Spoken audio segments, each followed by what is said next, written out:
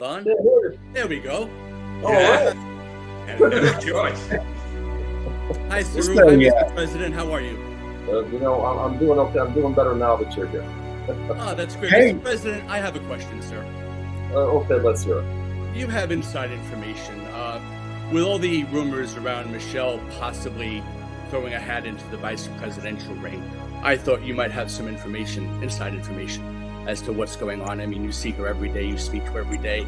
Is there a shot here? Unstoppable in sailing, she was unstoppable. But it wasn't until Magnus Ligidal, a gold Olympian, I'd spent 3 months sleeping out in my car, and I was still there. It was like 90 days, and the 90th morning, 5:30 in the morning, I show up to wash his boats. And he says, "You are totally unstoppable."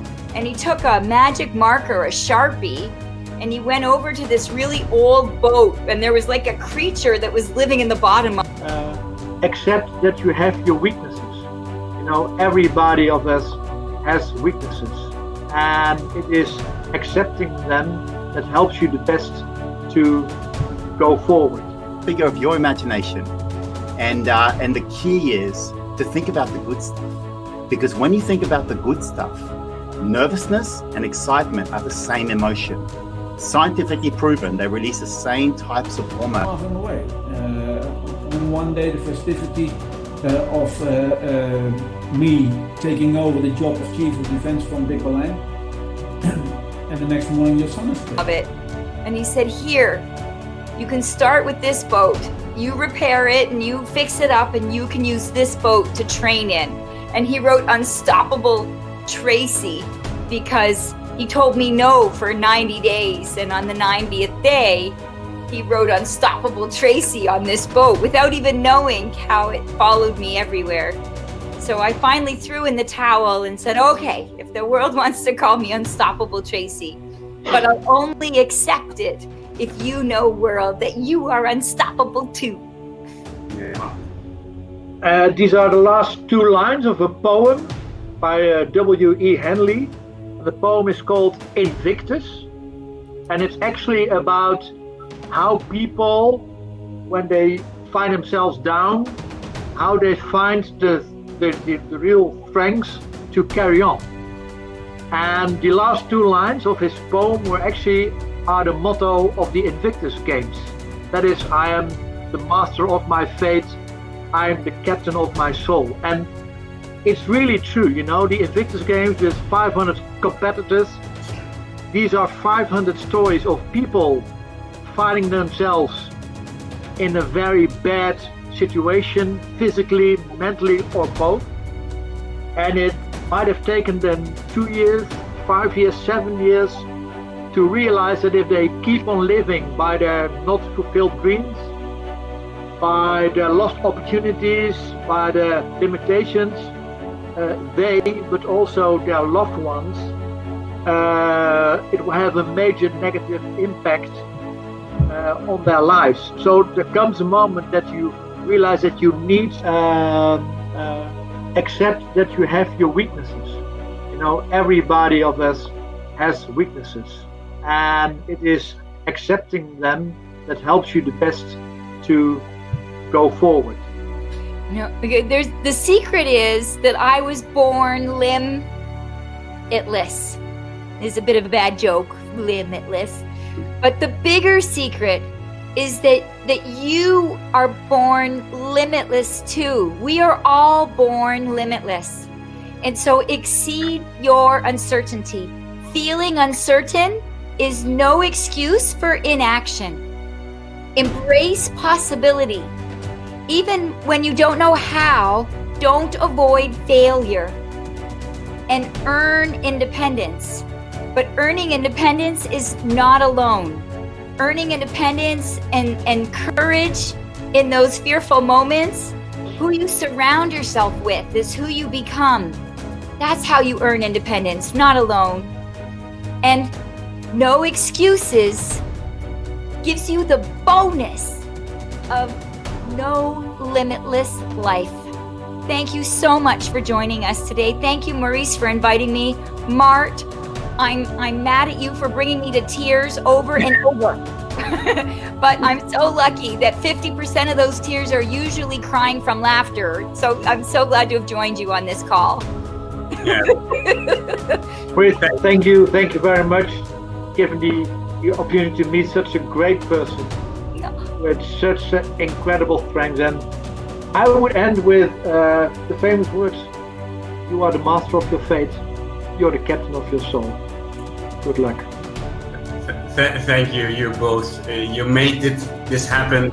This first gathering between Tracy and the Invictus.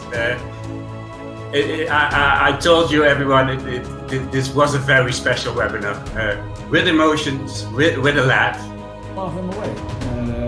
On one day, the festivity of me taking over the job of Chief of Defense from Dick Berlin, and the next morning your son is killed in the mission in Afghanistan. And of course there were people who said that they specifically aimed at my son, but this was bullshit. Nobody outside of his unit knew that he was there. He didn't have his name tag, only his first name. The media didn't know. So he was just on the wrong place on the wrong time. He had bad luck, together with his driver and the two soldiers who were severely injured sitting in the back of his car. Yeah, of course. Yeah. For me, for my family, this was the worst thing that can happen. We were, if you may say so, in a crisis. And I said all the wrong things, to be honest on that. But in the end, we came back to our sense, and my wife and I, we looked at each other and we said, well, if I now quit as Chief of Defense or as a soldier, then we will not only lose our son, but we will lose everything that he believed in and that we believed in. So, of course, at that moment, everything that I had in my backpack full of experience was needed. But in the end, we as a family, it was not only me, we as a family, we decided to take on our life and go on so that our son could be proud on us. So we tried, and it wasn't easy, but with the four of us, we tried to pick up life again and to go on serving our society. And looking at the crisis where our societies, well, the whole world is in now, we all have choices and we all have our responsibilities, but you have to stick to your moral compass. You have to stick to the values and ethics that makes it so that you still can look in the mirror and be happy with yourself, and that you can say, yes, this is why what I want to be, this is what I want to do, and this is what I want to contribute. This is the way I want to serve. Mm-hmm. Stories are the only thing that has moved the world. One of the key things that stories do is they create emotion. And if you want motion, if you want people to move, if you want people to act, they need to first have emotion, that we're going to do things differently.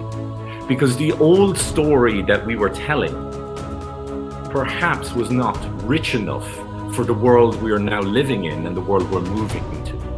And at the end of the day, the point is, I don't know where I'm from and I don't know who I am anymore. So, and I think that relates to a lot of people in this world now. We're so connected, we're everywhere, right? Yeah. The bigger the stakes, the more we want it, the more nervous we're going to get. And so it's not about getting rid of the nerves, which is what a lot of people want. They want to not be nervous on stage. When you're not nervous on stage, quite frankly, it's a very boring place. There's no energy propelling you forward. And so it's really about understanding how to manage your nerves and of your imagination. And the key is to think about the good stuff. Because when you think about the good stuff, nervousness and excitement are the same emotion. Scientifically proven, they release the same types of hormones. The first and foremost tip is very simple and yet profound. Be yourself. Now, how do you do that? This is about reflecting and connecting to yourself. Reflect, connect, reflect, connect. The key question that I ask myself every time that I seek this process is, when am I most myself? That's the how do I live my story? When am I most myself? How do I serve others? How do I live my story? Yeah. Because that's a really important point. You need to walk the talk, right? And how I live my story is very simple. Remember I said life's a stage. That's Hamlet, right? Every time you open your mouth, you're public speaking. You're speaking to someone. I have control over how these stories unfold. I have control on how to write the book of my life. The only thing is, you are the actor and the director of your life. You act through your actions, you direct through your choices, but you are never the writer, because other people contribute to the script. Other people are putting in their opinions. Other people are pushing you off track through the things that they say and do. And that's where all the frustration comes in, because why are they putting this text into my book of life, right? And so it's about understanding that you are not the only writer in your story, but you are always the actor through your actions, and you are always the director through your choices, whether you like it or not. You build your story of life through the choices that you make. And so do you have the courage to share that with other people? Don? There we go. Yeah. George. Hi, Saru. Hi, Mr. President. How are you? I'm doing okay. I'm doing better now that you're here. Oh, that's great. Hey. Mr. President, I have a question, sir. Okay, let's hear it. You have inside information. With all the rumors around Michelle possibly throwing a hat into the vice presidential race, I thought you might have some inside information, as to what's going on. I mean, you see her every day, you speak to her every day. Is there a shot here? Everybody knows. Yeah. We are talking here about life stories, the power of life stories. Let me know. What drives you, George? What drives you in life? What drives me? You're really asking me, Maurice, what drives me at night? Well, what drives me is my car. No way. My car drives me. You know, George, I watched all the Ocean's 11. Oh, thank you, sir. And sir, may I ask you a question, sir? Yes, certainly, George. Far away. Your film is absolutely out of this world. I really enjoyed it. And I have a very serious question.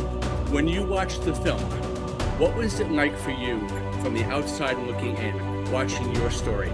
Yes, this is the one, the only Mr. Reggie Brown. He is the world's #1 Obama impersonator.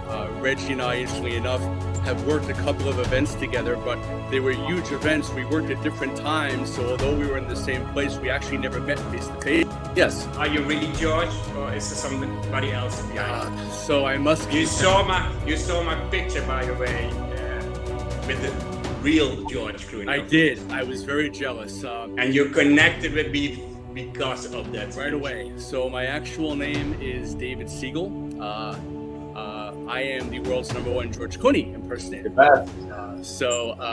I've been, that's who I am. I am right here in beautiful New Jersey, right on the East Coast of the United States, and happy to meet you. Just real quick, and my computer's dying. I filled this out in a diner. Both of these start at the same place and end in the same place.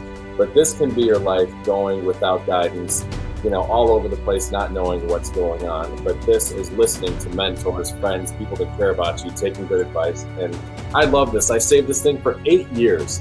It's just something stupid you're drawing while you're waiting for your pancakes. But I'm like, it is so metaphorical, and I love that thing. So find mentors, find friends that help you get to where you want to be, help share your story, live your life, and make it a good one. And my dad said, get off. And I said, but Dad, I don't know where I'm going. He goes, you'll find a way, but you don't want to be there.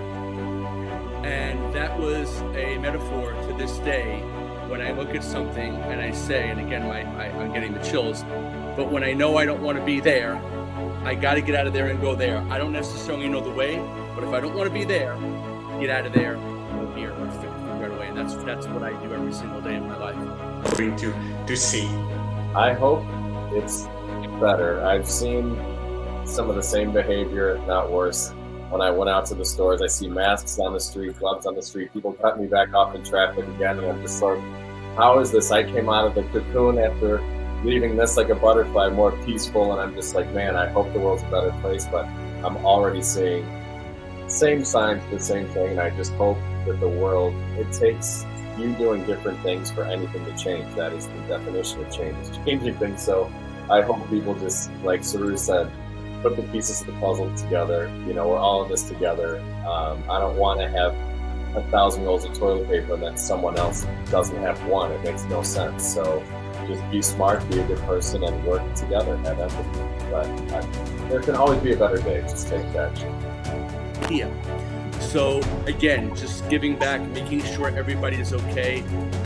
I think that's very, very important, and I refuse to accept the term the new normal. There ain't nothing normal about this. Yes. It's temporary. It may be for a while, but I can't go back. I can't wait to go back to. Are we ever going to hug again? Of course. All beautiful to have you up there. It's all, yeah. Saru knows how. We're gonna go to Tasmania and hang out with Saru. Yeah, Hey, look, we haven't got anything. I mean, I live in Tasmania, but I live in the south part of, and we haven't had anything here for like 2-3 weeks. I saw where you live, and it looks like the same place as in the movie. Oh, it is. Oh, well, almost. I have friends, Saru, in Brisbane. How far of a trip from Brisbane? How quick can I get to you from Brisbane? I have friends. Probably about 2.5, 3 hours. Okay. 2.5. Yeah. We are gathering. Let's give one lesson for our audience to take away. Saru, one lesson. Well, for me, I would have to say, sometimes catching the wrong train can take you to the right station. And you always remember, there's always a way home. Appreciate. I know you're. Are you grateful? No, I am. No, are you grateful? Are you embracing? Are you grateful? Do you feel it in your heart? So lead with your heart. Lead with your heart. Be grateful. Have gratitude for people, and give the same in return, and great things happen. I think that part of the reason we're all on this together is because we share a lot of these ideals, and I tell my stepdaughter all the time, gratitude. And it's not just saying thank you; it's allowing me to say thank you sometimes because you care to reciprocate that and caring about each other. And the golden rule is the golden rule for the reason, treat others as you want to be treated, and we're all going to get there. This life isn't just for me, it's not just for you, it's for all of us to learn from each other. If we were all Barack Obama impersonators, how boring would that be? There's David, there's, Saru, there's you, there's all of us that fit into our little piece of the puzzle that's life, and that's the only way we're going to get through this is by learning from each other and helping each other out.